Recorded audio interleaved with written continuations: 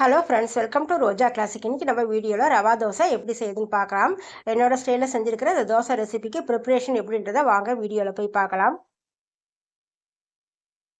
ரவா தோசை செய்யறதுக்கு ஒரு கப் அளவுக்கு ரவை எடுத்துக்கலாம். அதே அளவுக்கு அரிசி மாவு எடுத்துக்கலாம். அதே அளவுக்கு கோதுமை மாவு சேர்த்துக்கலாம். நீங்கள் கோதுமை மாவுக்கு பதிலாக மைதா மாவும் சேர்த்துக்கலாம். இப்போ தேவையான அளவுக்கு உப்பு, சீரகம் சேர்த்துட்டு மிளகாய் நானும் நல்லா ஒன்றும் பாதியமாக தட்டி இதில் சேர்த்துருக்கிறேன். முழுசாக சேர்த்தா பிள்ளைங்க எடுத்து போட்டுருவாங்கன்றதுக்காக.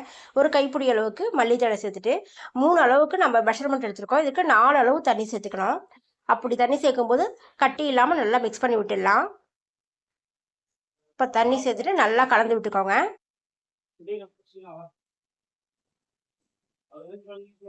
இந்த ரவா தோசை பார்த்தீங்கன்னா மாவு கலக்கிற விதம் கரெக்டாக இருந்ததுன்னா நம்ம எடுக்கிறதுக்கு ரொம்ப ஈஸியாக வந்துடும். மாவோடைய அளவு இந்த அளவுக்கு இருக்கணும். மூடி போட்டு 20 நிமிஷம் அப்படியே வச்சிடலாம். இதுக்கு சட்னி செய்யறதுக்கு ஒரு கைப்பிடி அளவுக்கு தேங்காய் துண்டு, அதே அளவுக்கு பொட்டுக்கடலை, 2 பூண்டு, 2 பச்சை மிளகாய், கருவேப்பிலை, ஒரு 4 சின்ன வெங்காயம் எடுத்திருக்கேன். இதை நான் அரைச்சி எடுத்துகிட்டு வந்துட்டேன். இதுக்கு தாளிப்புக்கு எண்ணெய், கடுகு, உளுத்தம்பருப்பு, பெருங்காயத்தூள், கருவேப்பிலை சேர்த்து ஒரு தாளிப்பு கொடுத்துடலாம். இப்போ 20 நிமிஷமாக ஊறிட்டு இருக்கிறேன். அந்த மாவை ஓப்பன் செஞ்சு ஒரு தடவை கலந்து விட்டுடலாம். கொஞ்சம் திக்காக இருக்குது. நல்லா கலந்து விட்டதுக்கப்புறம் மறுபடியும் ஒரு அளவு தண்ணி சேர்த்துடலாம்.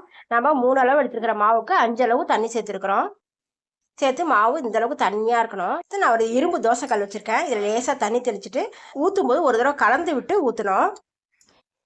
இந்த அளவுக்கு ஊற்றுனதுக்கப்புறம் இதை ஸ்லோ ஃப்ளேமில் வச்சு ரொம்ப பொறுமையாக வேக விட்டு எடுக்கணும். மேலே கொஞ்சமாக நம்ம விருப்பத்துக்கு எண்ணெய் சேர்த்துக்கலாம். நம்ம விருப்பத்துக்கு எண்ணெய் சேர்த்துக்கப்புறம் பொறுமையாக வெந்து வரணும். வெந்து வந்ததுக்கப்புறம் ரவா தோசையை திருப்பி போடக்கூடாது. நம்ம அப்படியே தான் வேக வச்சு எடுக்கணும்.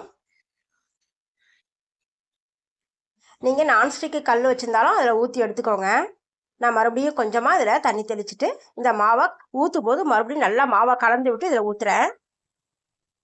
நீங்கள் இதை போல் ஒரு சின்ன கிண்ணத்தில் ஊற்றிட்டு ஊற்றுங்க. கரண்டியால் ஊற்றுறத விட இதை போல் கிண்ணத்தில் ஊற்றி மாவு ஊற்றும் போது இந்த தோசையை நல்லா பெருசாக ஊற்றிக்கலாம்.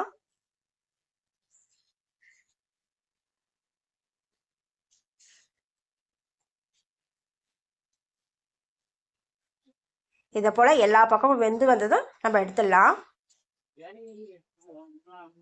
மாவோட அளவுக்கு சரியான பதத்தில் கலந்து வச்சோன்னா ரவா தோசை வீட்லேயே நம்ம ஈஸியாக ஊற்றி எடுத்துடலாம். நான் மறுபடியும் ஒன்று ஊற்றுறேன் பாருங்கள். இது நான் இரும்பு கல்லுன்றதால தண்ணி தெளிச்சுட்டு நான் தோசையை ஊற்றிட்டு அதுக்கு மேலே எண்ணெய் ஊற்றுறேன்.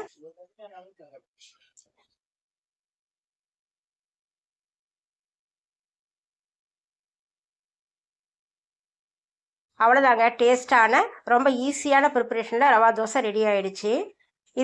இந்த சட்னியோட தொட்டு சாப்பிடும்போது ரொம்ப டேஸ்ட்டாக இருந்துச்சு. உங்களுக்கு இந்த வீடியோ பிடிச்சிருந்ததுன்னா லைக் பண்ணுங்கள், ஷேர் பண்ணுங்கள். மறக்காமல் ரோஜா கிளாசிக் சேனலுக்கு சப்ஸ்கிரைப் பண்ணிவிடுங்க. நம்ம அடுத்த வீடியோவில் பார்க்கலாம். தேங்க்யூ.